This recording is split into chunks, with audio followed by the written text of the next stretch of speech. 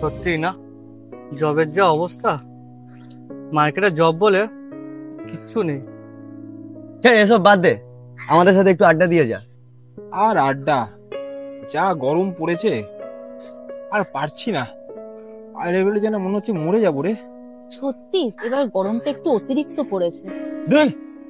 এই তোরা না বড্ড বেশি রিয়াক্ট করিস না, একটু বেশি গরম পড়েছে, আর গরমের সময় গরম পড়বে না, এই তোদের মতন মানুষজনকে না ল্যাথখোর বলে।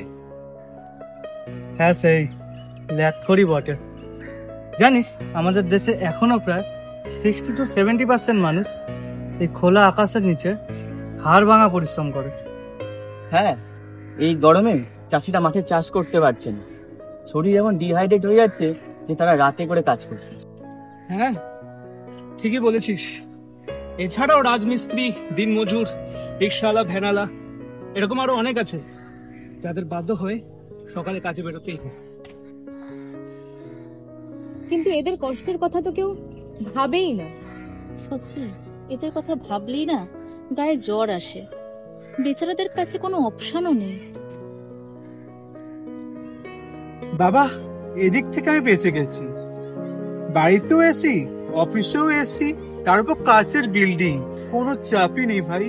এটা ঠিক, এসি হওয়ার কারণে আমরা গরম থেকে অনেকটা রিলিফ পেয়েছি। কিন্তু একটা কথা ভাবলে তোরা বুঝতে পারবি, এই এসিটা আমাদের কিছু সময়ের জন্য আরাম দেয়।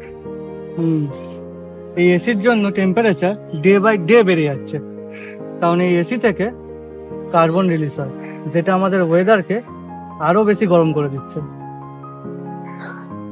হ্যাঁ, ঠিকই বলেছিস।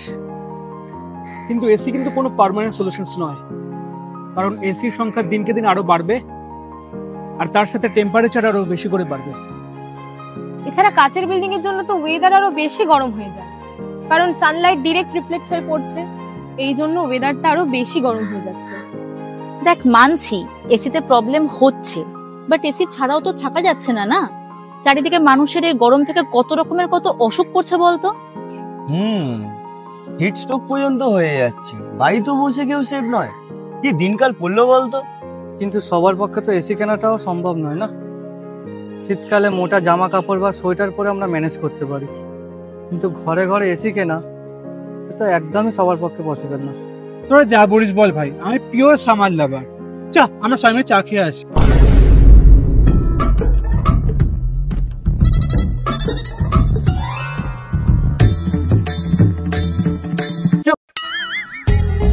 এই চাকর গুলোকে না গরমে না নোমেল দেওয়া উচিত।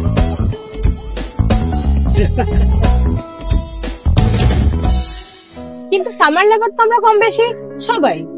হ্যাঁ, গরমের বিকেলের সেই মিষ্টি হাওয়া, সন্ধেবেলায়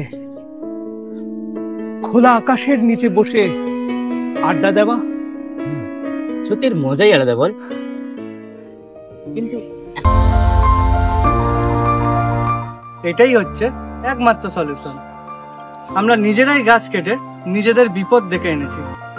হ্যাঁ, মানছি দেশের উন্নয়নের জন্য এটা আমরা করছি, কিন্তু আমাদের খেয়াল রাখতে হবে এই প্রকৃতির ভারসাম্য যাতে বজায় থাকে, সেই জন্য যেখানে সম্ভব সেখানে গাছ লাগাতে হবে। অনেক ট্রেন্ডই তো এলো আর গেল। চলো এবার এই গাছ লাগানোটাকেও আমরা একটা ট্রেন্ড করে তুলি। তাই সবাই গাছ লাগাও আর গরম কমাও। আর এই ভিডিওটাকে প্রচুর পরিমাণে শেয়ার করো যাতে সবার কাছে পৌঁছে যায়, কারণ এটাই হচ্ছে দ্য আলটিমেট সলিউশন।